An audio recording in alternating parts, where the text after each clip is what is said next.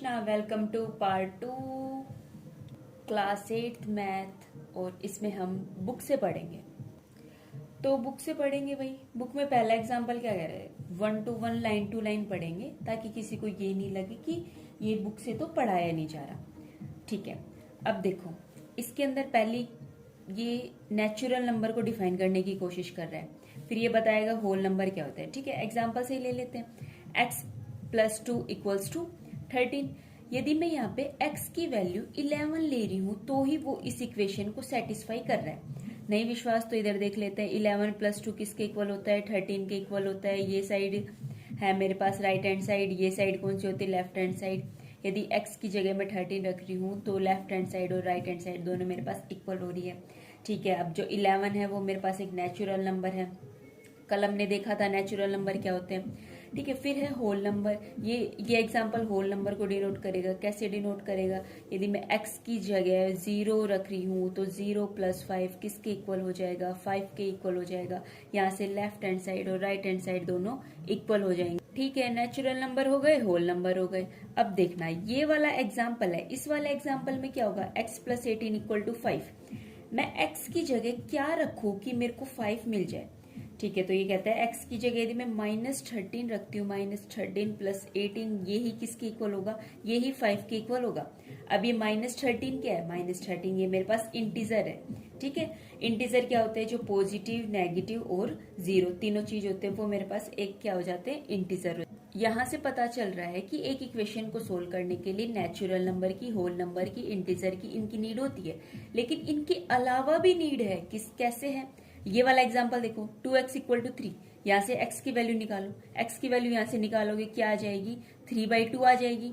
ठीक है, तो ये 3/2 ये सब क्या है, ये ही तो है मेरे पास रैशनल नंबर। कल हमने सीखा था ये और ये दोनों ही रैशनल नंबर है। इस केस में क्या आ जाएगी x की वैल्यू, x = -7/5।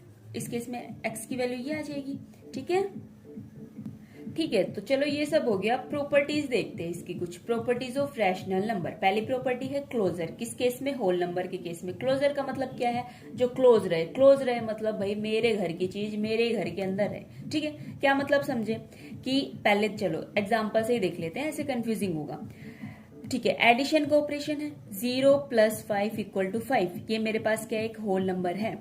ठीक है, 4 + 7 = कुछ भी आएगा वो भी एक होल नंबर ही होगा। इसका मतलब क्या हुआ कि जो a + b है वो मेरे पास एक होल नंबर होगा। मतलब मैं a और b यदि होल नंबर ले रही हूं तो उसका एडिशन भी मेरे पास होल नंबर हो। क्या उसका सब्ट्रैक्शन एक होल नंबर होगा, जी नहीं, बिल्कुल नहीं। इसके लिए एग्जाम्पल दिया हुआ है 5 और 7। 5 - 7 = -2 -2 मेरे पास होल नंबर एक नहीं होता। तो ये सब्ट्रैक्शन के केस में तो क्लोज नहीं है, एडिशन के केस में क्लोज है। क्लोज है इसका मतलब समझ पा रहे हो ना, कि a और b ले रही हूं तो उनको ऐड करने के बाद भी वो होल नंबर से ही बिलोंग करे। अब होल नंबर से ही क्यों, क्योंकि उसी की बात चल रही है। ठीक है, यही मतलब होता है। मल्टीप्लीकेशन के केस में क्या है कि दो होल नंबर को यदि मैं मल्टीप्लाई करूं तो वो एक होल नंबर ही आए। 3 × 7 क्या होता है, 21। क्या 21 एक होल नंबर है, यस। तो ये मेरे पास एक, इसके अंदर भी मल्टीप्लीकेशन के अंदर भी क्लोज है। सेम इसी टाइप से डिवीजन के अंदर देखेंगे, डिवीजन के अंदर क्लोज नहीं है। क्यों नहीं है, उसके लिए एग्जाम्पल है। क्या एग्जाम्पल है, 5 को 8 से डिवाइड कर रही हूं तो वो मेरे पास एक होल नंबर नहीं आ रहा। तो ये इस केस में क्या नहीं है, क्लोज नहीं है। ठीक है, जैसे होल नंबर के केस में देखिए, वैसे अब हम सेम किसके केस में देखते हैं, इंटीजर के केस में देखते हैं। सेम दो इंटीजर लेंगे, उन इंटीजर को ऐड करेंगे, क्या वो एक इंटीजर आ रहा है, ऑफ कोर्स आ रहा है। आप कोई भी इंटीजर लेके देख सकते हो। इसने लिया है -6 और 5, फिर लिया है -7 -5, कोई भी दो ले सकते हो, कोई भी अपनी तरफ से। वो मेरे पास किसके अंदर ही आएंगे, उनको ऐड करूंगी कोई भी दो इंटीजर को तो वो मेरे पास इंटीजर से ही बिलोंग करेंगे। तो ये एडिशन के केस में क्लोज है। सेम इसी टाइप से क्या दो इंटीजर को जब मैं सब्ट्रैक्ट कर रही हूँ वो आ रहे हैं, एक इंटीजर ही मिल रहा है मेरे को, हाँ मिल रहा है। चाहे आप लोग इसको सब्ट्रैक्ट करके देख सकते हो, कोई भी दो ले लो, अपनी मर्जी से भी लेके देख सकते हो, फिर आप देखोगे कि आपको एक इंटीजर ही मिल रहा है। ठीक है भाई, एडिशन हो गया, सब्ट्रैक्शन हो गया। क्या ये चीज मल्टीप्लीकेशन के केस में भी होल्ड हो रही है, दो इंटीजर लो। ठीक है, दो इंटीजर को मल्टीप्लाई करके देखो, क्या वो मल्टीप्लाई करने के बाद एक इंटीजर ही आ रहे हैं। ठीक है, करके देख लो, कोई भी दो लिए उनको मल्टीप्लाई किया, एक इंटीजर आया, कोई भी दो लिए उनको मल्टीप्लाई किया, इंटीजर आया। तो ये इंटीजर मल्टीप्लीकेशन के केस में भी होल्ड हो रहा है। अच्छा ठीक है भाई, एडिशन, सब्ट्रैक्शन, मल्टीप्लीकेशन 3 केस में होल्ड हो गया। क्या डिवीजन के केस में होल्ड होगा? 5 और 8 लो, ठीक है, 5/8 क्या ये इंटीजर है? नो, ये इंटीजर नहीं है। तो क्या है? ये एक रैशनल नंबर है। तो ये इंटीजर डिवीजन के केस में होल्ड नहीं हो रहा। तो क्या कंक्लूजन निकली? कंक्लूजन कह रहा है कि होल नंबर जो होते हैं वो मेरे पास क्लोज है एडिशन और मल्टीप्लीकेशन में, लेकिन सब्ट्रैक्शन और डिवीजन में नहीं है। अच्छा, इंटीजर क्लोज है मेरे पास एडिशन में, सब्ट्रैक्शन में, मल्टीप्लीकेशन में, लेकिन डिवीजन में नहीं है। कैसे नहीं है उसका हम ऊपर एग्जाम्पल वगैरह सब देख चुके हैं। ठीक है भाई, अब आता है रैशनल। वही है इस रैशनल नंबर के अंदर जो हम कल देख चुके हैं, फिर भी इस बुक के अकॉर्डिंग देख लेते। कह रहा है जिस नंबर को P/Q की फॉर्म में लिख रही हूँ, जहाँ पे P और Q दोनों मेरे पास क्या है? इंटीजर है, लेकिन नीचे वाला 0 नहीं है, क्योंकि 1/0 कल बताया था, नॉट डिफाइन या इनफाइनाइट इस टाइप से होता है। ठीक है, तो जो इस टाइप के नंबर होते हैं वो सारे रैशनल नंबर होते हैं। एग्जाम्पल दे रखा है -2/3, 6/7, 9/-5, ये सारे मेरे पास रैशनल नंबर है। अच्छा, क्या इन नंबर को इस फॉर्म में लिख सकती हूँ? ठीक है, मैंने कल ही बता दिया था। फिर भी ये कह रहा है कि -2/1 लिख सकती हूँ, 4/1 लिख सकती हूँ, या फिर 0/1 भी लिख सकती हूँ। 0 को 1 से डिवाइड करूँ तो भी मेरे पास 0 आ रहा है। तो ये सारे रैशनल नंबर हैं। अच्छा, आपको ये पता है 2 रैशनल नंबर को ऐड कैसे करते हैं? चलो यहाँ देख लो, नहीं पता तो। एक ये रैशनल नंबर है, एक ये रैशनल नंबर है। कैसे ऐड किया है इनको? इन दोनों का एलसीएम लेके फिर इनको ऐड किया गया है। ठीक है, हम साइड में देख लेते हैं। 3/8 और -5/7, इन दोनों का एलसीएम क्या आएगा? 56। आई होप कि आपको एलसीएम निकालना आता हो। ठीक है, तो यहाँ से ये क्या आ जाएगा? 7, और ये 7 को 3 से मल्टीप्लाई करेंगे, यहाँ से क्या आएगा? 8 को 5 से मल्टीप्लाई करेंगे। ठीक है, तो हो जाएगा 21 - 40/56, जिसकी वैल्यू किसके इक्वल हो जाएगी? -19/56। ठीक है। अच्छा, 2 रैशनल नंबर को जब मैं ऐड कर रही हूँ तो क्या मेरे को ये एक रैशनल नंबर मिल रहा है? ऑफ कोर्स, हर केस में एक रैशनल नंबर मिल रहा है। चलो ये वाला देख लेते हैं। इसका एलसीएम कितना आएगा? 77। इसको करेंगे जब इससे डिवाइड तो क्या आ जाएगा? ये आ जाएगा। ठीक है, ये हो जाएगा 7 × 6। अब यहाँ यदि मैं एलसीएम निकालना सिखाऊंगी तो ज्यादा बड़ी वीडियो हो जाएगी, इस वजह से नहीं। ठीक है, तो ये हो जाएगा 44 + 42/77। इसको सोल्व कर लेना। क्या जो ये रिजल्ट आएगा, मेरे पास एक रैशनल नंबर आएगा। ऑफ कोर्स एक रैशनल नंबर आएगा। ठीक है, एडिशन हो गया। यदि 2 रैशनल नंबर को सब्ट्रैक्ट कर रही हूँ तब एक रैशनल नंबर आ रहा है। हाँ बिल्कुल आ रहा है, इधर देख लो, 2 रैशनल नंबर है, सेम एलसीएम लिया। एलसीएम लेके तब मैंने इनको सोल्व किया है, तो ये एक मेरे पास एक रैशनल नंबर ही आ रहा है। एडिशन हो गया, सब्ट्रैक्शन हो गया। जब 2 रैशनल नंबर को मैं मल्टीप्लाई कर रही हूँ तो भी रैशनल नंबर आ रहा है। ऑफ कोर्स आ रहा है। इन दोनों को मल्टीप्लाई करके देख, कैसे मल्टीप्लाई करते हैं थोड़ा बता देती हूँ। ऊपर वाले होके नीचे वाले, क्या मतलब? न्यूमरेटर से होगा, डेनोमिनेटर से होगा।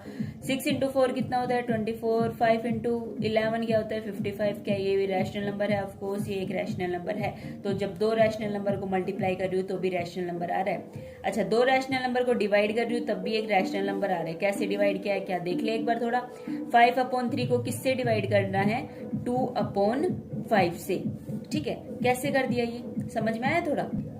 देखो, 5/3 को डिवाइड किया है 2/5 से, तो इस चीज को मैं कैसे लिख सकती हूँ? 5/3 × 2/5 ऐसे लिख सकती हूँ ना। ठीक है, फिर इसको क्या लिख दूंगी? 5/3 × 2, ये जो नीचे वाला 5 है ये ऊपर चला जाएगा, ये इधर हो जाएगा।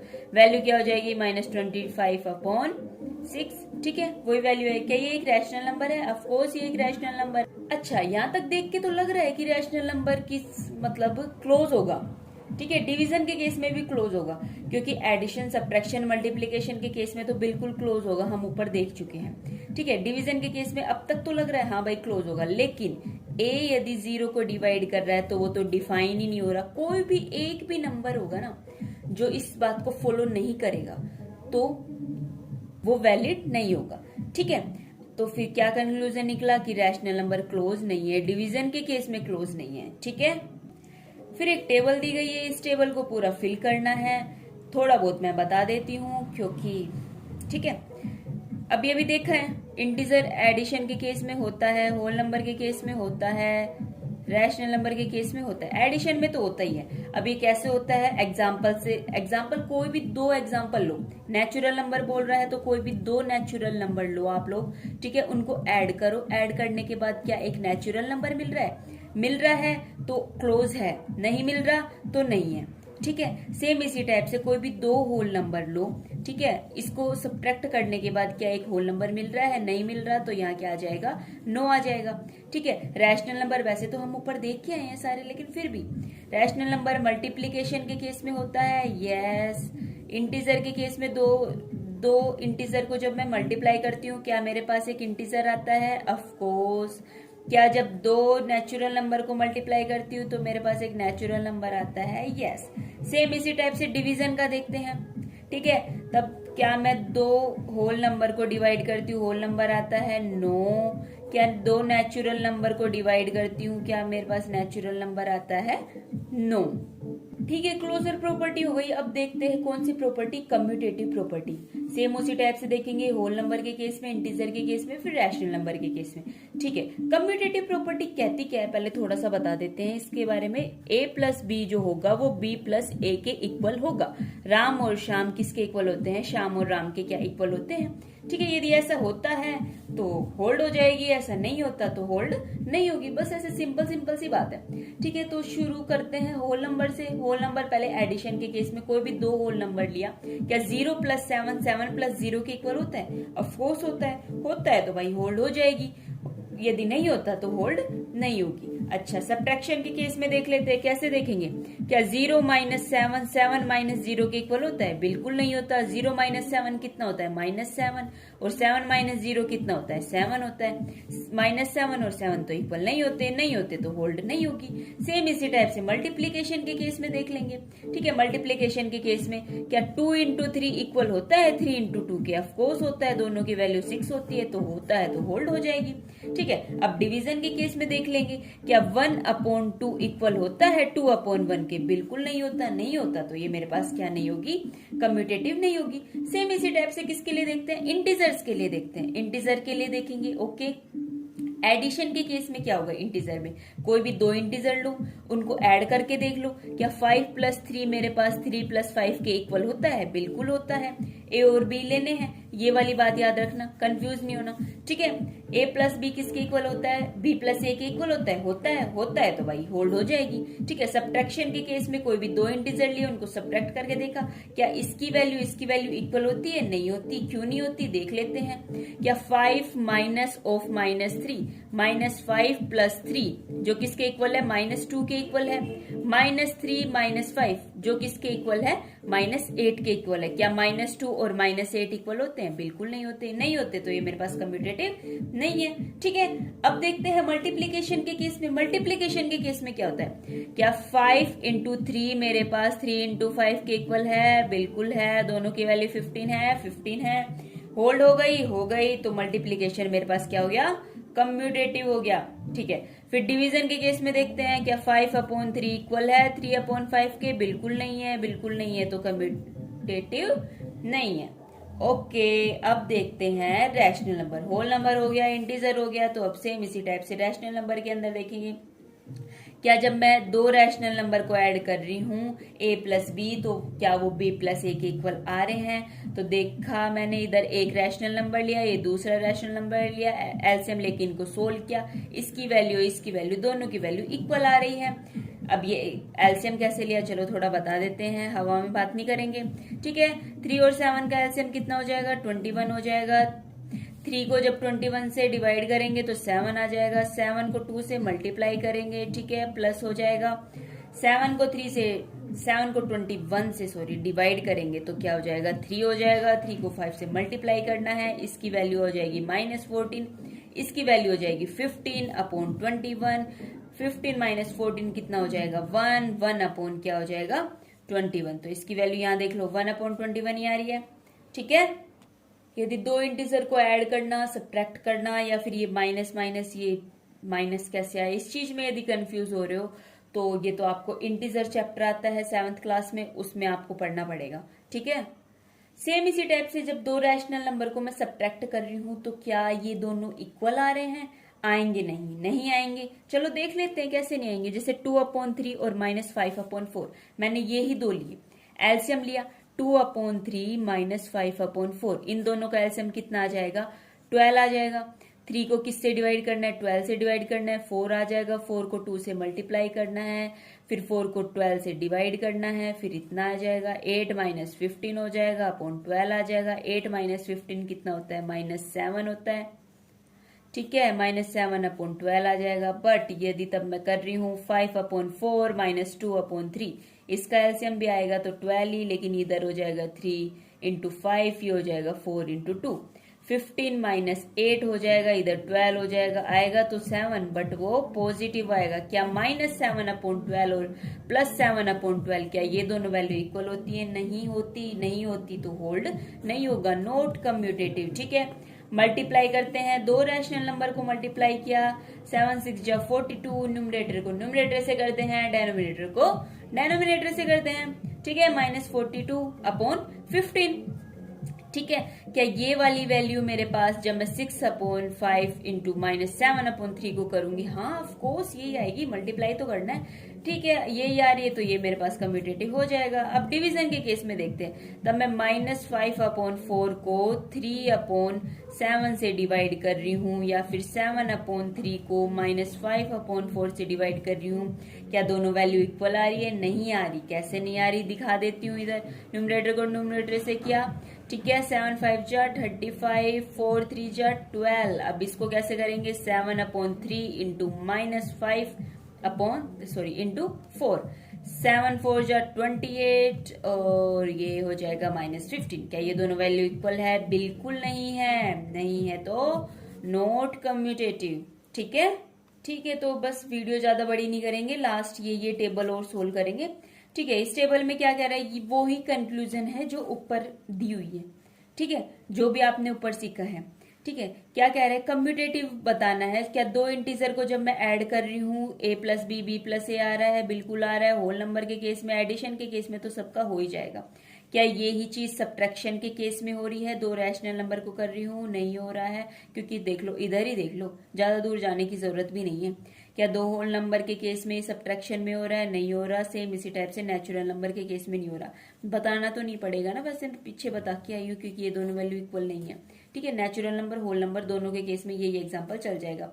ठीक है, मल्टीप्लीकेशन के केस में हो रहा है, बिल्कुल हो रहा है। ठीक है, इंटीजर के इसमें हो रहा है, और सेम इसी टाइप से नेचुरल नंबर में हो रहा है। 1 × 2 किसके इक्वल है? 2 × 1 के इक्वल होता है। डिवीजन के केस में तीनों ही नहीं होंगे। क्यों नहीं होंगे? इनके एग्जाम्पल ऊपर दे चुके हैं। रैशनल का तो इधर भी इस पेज में भी शो हो रहा है, और पीछे सारे आप देख चुके हो। ठीक है, तो वीडियो ज्यादा लंबी नहीं करते हुए हम इसका पार्ट 3 लेके आएंगे, जिसके अंदर हम एक्सरसाइज 1.1 को पूरा सोल्व करेंगे। तो तब तक के लिए स्टे ट्यून, बाय बाय।